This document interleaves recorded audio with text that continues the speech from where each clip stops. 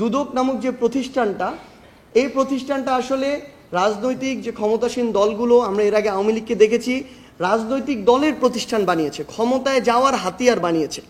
তো সেই জায়গায় দুদককে যেন সাংবিধানিক প্রতিষ্ঠান হিসেবে স্বীকৃতি দেওয়া হয়, এই বিষয়টি আমরা তুলে ধরেছি।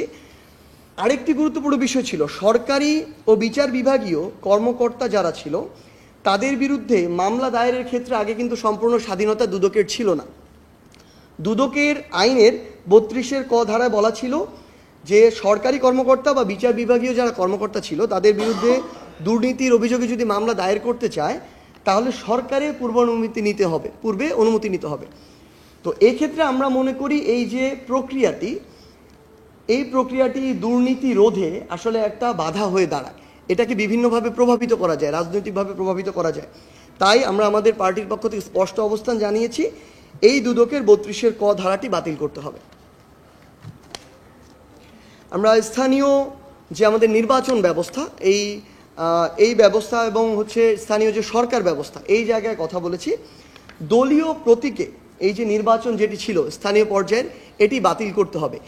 এই একটা প্রসেসের মধ্য দিয়ে রুট পর্যায়ে ফ্যাসিজমকে প্রতিষ্ঠা করার চেষ্টা করা হয়েছে। এই একটা প্রসেসের মধ্য দিয়ে ভালো মানুষগুলো যারা কোনো দলের ছিল না কিন্তু স্থানীয় পর্যায়ে ব্যক্তিগত গ্রহণযোগ্যতায় বা ব্যক্তিত্বের জায়গা থেকে মানুষ তাদেরকে ভোট দিত, নির্বাচিত করত এবং তারা জনমানুষের সেবা করার চেষ্টা করত, সেই মানুষগুলো কিন্তু ওই যে একটা ট্যাগ লেগে যাবে তাদের, এই ট্যাগটা দলীয় ট্যাগ না লাগানোর জন্য এই মানুষগুলো রাজনীতি থেকে সরে গিয়েছে। সো ভালো মানুষগুলো যে জনপ্রতিনিধি হওয়া থেকে বিমুখ হয়ে গিয়েছে, এটি আবার ফিরিয়ে আনতে হবে। এই মানুষগুলোকে আবার জনগণের প্রতিনিধি হওয়ার স্পেসটুকু করে দিতে হবে। আমি কোনো দল না করতে পারি, কিন্তু আমি একটি ইউনিয়নে, একটি উপজেলায় সাধারণ মানুষের প্রতিনিধি হয়ে স্বচ্ছভাবে কাজ করার যে স্পেসটি, এটি যেন কোনো দলীয় ট্যাগ ছাড়া কেউ করতে পারে, এই সুযোগটি আমরা পুরো বাংলাদেশের মানুষের জন্য আবার করে দিতে চাই।